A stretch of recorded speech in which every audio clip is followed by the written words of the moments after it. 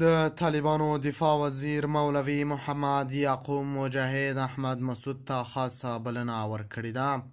د طالبانو دفاع وزیر ملا یعقوب مجاهد احمد مسعود ته یو غږیز پیغام پرېښودی دی. د جبهه مقاومت ډلې مشر احمد مسعود وایي کاشکې ټول داسې فکر درلودلی لکه څنګه چې زموږ دفاع وزیر ملا یعقوب مجاهد لري. هغه ویل نن مې تعبیر په حقیقت بدل شو.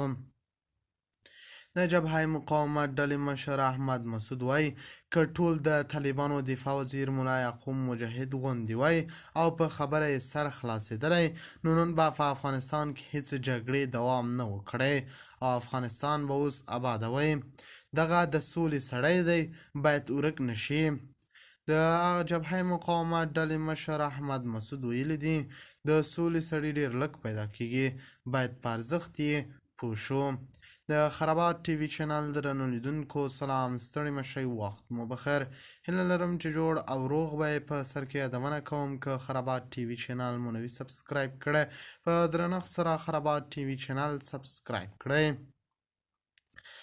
احمد مسعود وایي کاشکې ټول داسې فکر درلودلی لکه څنګه چې زموږ دفاع وزیر ملا یعقوب مجاهد لري. هغه ویلي ملا صاحب په خبره سر خلاصېږي. نن د غرمې نه بعد مې 3 ناشنا مسجونه واټساپ ته راغلي ول. د جوړتازه نه وروسته یې راته ځان معرفي کړی و چې زه ملا یعقوب د ملا محمد عمر اخندزوی د افغانستان منتخب دفاع وزیر یم. یعقوب مې واټساپ ته پیغامونه پرېښودي ول چې تاسې ولې جنګ ته بیا ځوانان هڅوئ، ولې جنګ ته بیا راځئ، ولې جوړ افغانستان ړنګوئ. د الله روی وکړئ چې اوس سولیز افغانستان مه ړنګوئ.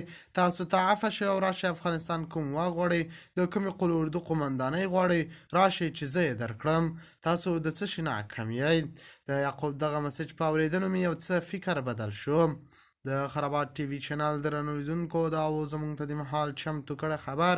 د نورو خبرونو لپاره خرابات ټي وي چینل په درنښت سره سبسکرایب کړئ.